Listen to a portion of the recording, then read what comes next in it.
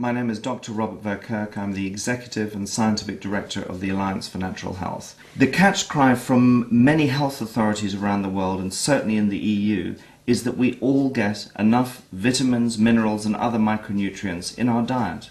The reality is that there's virtually no evidence to show this. Many of us are very deficient in particular minerals and even certain vitamins. In particular, if we look at minerals such as zinc, if we look at women at certain life stages, iron is nearly always deficient. Most of us are very deficient in magnesium. It's particularly important as we get older as one of the minerals that's important in reducing heart disease risk. If we look at vitamins as well, there are numerous vitamins that many of us are short on. And the other issue is, what is the baseline from what we measure adequacy?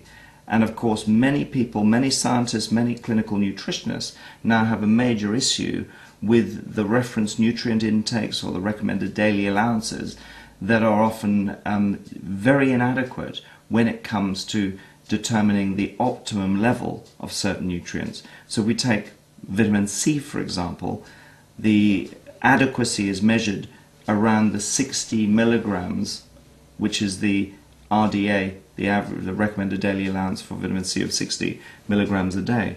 And that is certainly not what the science would suggest if we want to take a level of vitamin C that is adequate.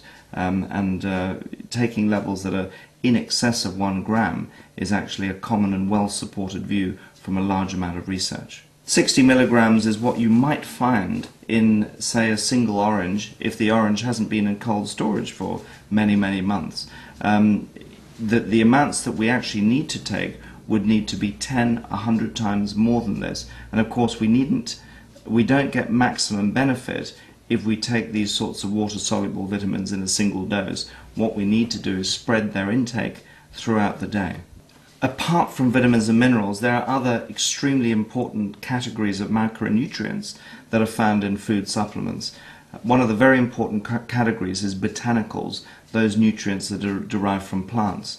And if we look at people's diet, what we find is that there are certain fruits and vegetables that are very deficient in the diet of most people that have extremely important properties.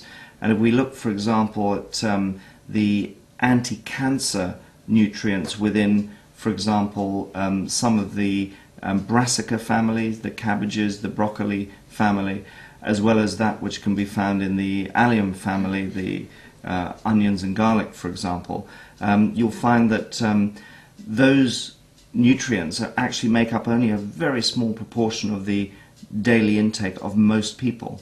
And so the food supplement industry actually provides a very important source for deriving these nutrients on a regular basis, on a daily basis, whether you're in season or out of season. So they can make a very important contribution to taking the sort of nutrients that are associated with reduced risk of chronic diseases.